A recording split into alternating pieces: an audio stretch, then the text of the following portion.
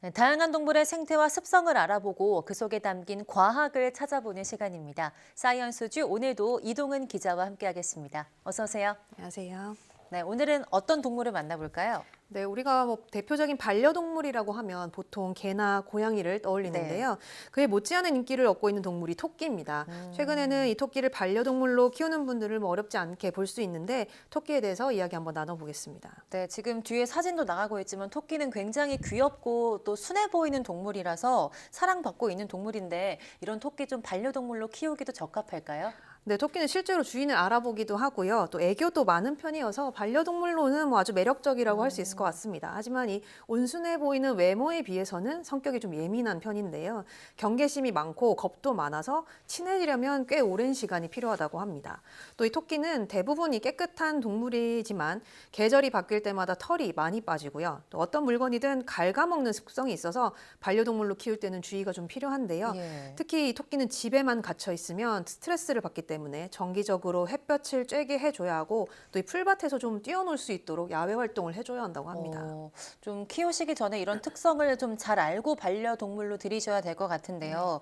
그런데 우리가 지금 흔히 아는 토끼는 조금 더 작고 또 귀도 짧은 편인데 야생에 사는 토끼는 생김새가 좀 다르다고요. 네, 맞습니다. 이 토끼는 크게 굴토끼류와 메토끼류 이렇게 두 종류로 나눌 수 있는데 우리가 보통 영어로 레빗이라고 하면 이 네. 굴토끼를 말하는 거고 산토끼는 헤어 이렇게 부릅니다. 어, 특히 이 산토끼, 야생토끼로 알고 있는 메토끼는 이 굴토끼보다는 덩치가 크고 귀도 훨씬 더 긴 편인데 새끼를 낳을 때 좀 큰 차이가 있습니다.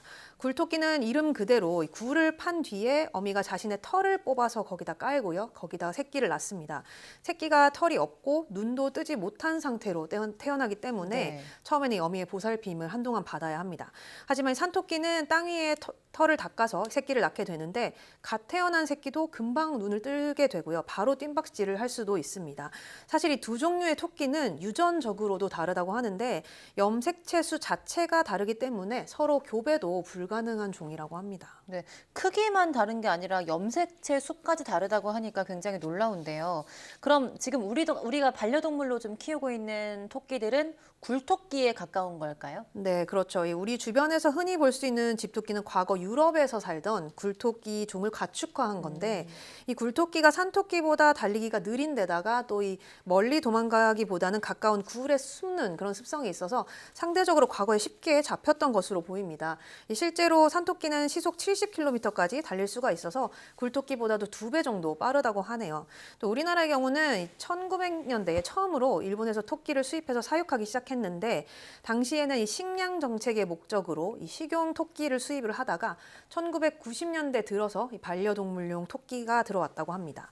현재 이 네. 사람들이 많이 키우는 이 토끼들은 대부분 품종 개량이 이뤄진 건데요. 여러 품종을 섞어서 만든 49종 정도가 공식적인 종으로 등록돼 있다고 합니다. 특히 우리가 제일 잘 아는 흰 털에 빨간 눈을 가진 그런 토끼는 별도의 종이 아니고 알비노, 그러니까 색소 결핍증을 가지고 태어난 그런 개체인데 야생에서는 사실 살아남기 힘들어서 잘 찾아보기가 네. 힘들지만 집토끼로는 길들여지면서 대표적인 반려동물이 됐다고 볼 수 있겠습니다. 예. 또 특히 토끼가 굉장히 영리한 동물로 우리가 익히 알고 있는데 동화나 뭐 예전의 이야기에서도 굉장히 많이 등장하잖아요. 이게 좀 지혜를 꾀하는 동물로 알려져 있죠? 네, 맞습니다. 전통적으로 이 토끼가 영리하고 또 똑똑한 그런 지혜의 상징이다, 이렇게 많이 알려져 있는데 실제로 이 토끼의 IQ가 50 정도로 이 호랑이라든가 말 같은 어, 동물보다 높은 것으로 알려졌습니다. 또 이 동화에 나왔던 것처럼 거북이보다도 네. IQ가 높습니다. 또 이 토끼는 귀가 큰 만큼 작은 소리도 잘 듣는 편인데 사람보다 2배 정도 소리에 예민하고요. 눈 같은 경우도 시야각이 사람보다 넓게 발달했다고 합니다. 또 이 빛을 받아들이는 능력이 뛰어나서 토끼의 눈은 어두운 곳에서 사람보다 8배나 더 잘 볼 수 있다고 합니다. 네, 토끼하면 그 토끼와 거북이 이야기가 생각나는 게 괜히 나온 게 아닌 것 네. 같은데요. 또 토끼하면 지혜도 지혜지만 번식력이 좀 뛰어나서 다산의 상징이다 이렇게 불리는데요. 네, 어떨까요? 맞습니다. 이 토끼는 임신 기간이 한 달 정도로 아주 짧은 편이고 한 번에 보통 대여섯 마리, 뭐 많게는 10마리 이상까지도 새끼를 낳습니다. 또 이 1년 내내 번식을 할 수 있고요. 또 네. 새끼를 낳은 뒤에 24시간 정도, 그러니까 다음 날에 바로 임신을 할 수 있어서 그만큼 이 번식률이 풀 수밖에 없습니다. 이론적으로는 1년에 토끼 한 마리가 60마리 이상까지도 새끼를 낳을 수 있다고 합니다.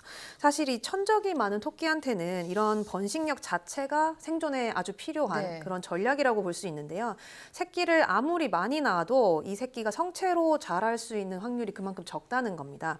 하지만 이렇게 토끼의 번식력이 너무 좋기 때문에 간혹은 문제를 일으키는 경우도 있는데요. 이 특정 지역에서 이 토끼 수가 너무 많이 늘어나게 되면 식물이라든가 식물 뿌리를 과도하게 먹어치우게 되고, 그렇게 되면 이 토양을 침식시켜서 생태계를 파괴해서 그런 피해를 주기도 한다고 합니다. 네, 이야기를 나눠보니까 뭐 지혜의 상징이다, 다산의 상징이다 이런 게 그냥 허구의 이야기가 아니라 정말 생태적인 근거가 있는 이야기였네요. 네, 맞습니다. 하지만 그래도 몇 가지 우리가 뭐 잘못 알거나 모르는 사실도 있는데, 먼저 이 토끼 하면 뗄 수 없는 게 이 당근인데요. 네. 사실 토끼는 당근을 잘 먹지 않는다고 합니다. 어. 토끼의 주식은 기본적으로 마른 풀, 건초이고요. 그 외에는 뭐 과일 정도만 아주 조금씩 먹는데, 당근에는 수분이 너무 많기 때문에 많이 먹으면 설사를 유발할 수 있다고 합니다. 특히 당근 뿌리를 먹으면 당류를 섭취하게 되기 때문에 토끼에게는 질병의 원인이 되기도 하는데요. 만일 반려동물로 토끼를 키우신다면 당근은 간식으로 아주 조금씩만 주어야 한다고 합니다. 네, 그 농장 같은 데 가면 토끼 간식 주는 곳 있잖아요. 네. 거기 당근이 생각해보니까 없었네요. 아, 그런가요? 네네. 네, 맞습니다. 또 이 한 가지 독특한 점이 더 있는데, 토끼가 이런 채소 말고도 자신의 변을 먹는다는 사실입니다. 이 토끼는 두 가지 형태로 배변을 하는데, 우리가 흔히 아는 그 동그랗고 딱딱한 네. 이 토끼똥 네네네. 이 있고, 또 이것보다 조금 더 묽은 변이 있습니다. 이 딱딱한 변에는 버려지는 섬유질이 들어있지만, 이 묽은 배설물에는 토끼가 미처 다 소화하지 못한 그런 영양소들이 아직까지 남아 있습니다. 토끼의 경우는 이 풀을 먹으면 위를 지나서 소장을 통과한 다음에 맹장으로 가게 되는데, 이 토끼의 맹장이 위 크기의 10배에 달한다고 합니다. 여기에서 이 미생물들이 섬유질을 분해를 해서 필요한 양분을 토끼에게 제공을 하는데, 맹장에서 나온 붉은 배설물에는 그래서 아미노산이라든가 뭐 비타민, 단백질, 또 이 다양한 발효 미생물들이 많이 들어 있습니다. 그래서 이걸 다시 먹지 않으면 토끼는 다시 이 영양분을 섭취를 할 수 없게 됩니다. 그래서 이 변을 먹는 습성 자체가 토끼의 생존을 위해서는 꼭 필요하다, 이렇게 볼 수 있을 것 같습니다. 네, 올해가 또 청룡의 해라고 하지만 아직까지 음력으로는 토끼의 해라고도 하죠. 올해 좀 토끼처럼 지혜롭게 한 해 시작해보면 좋을 것 같습니다. 오늘 말씀 여기까지 듣겠습니다. 고맙습니다.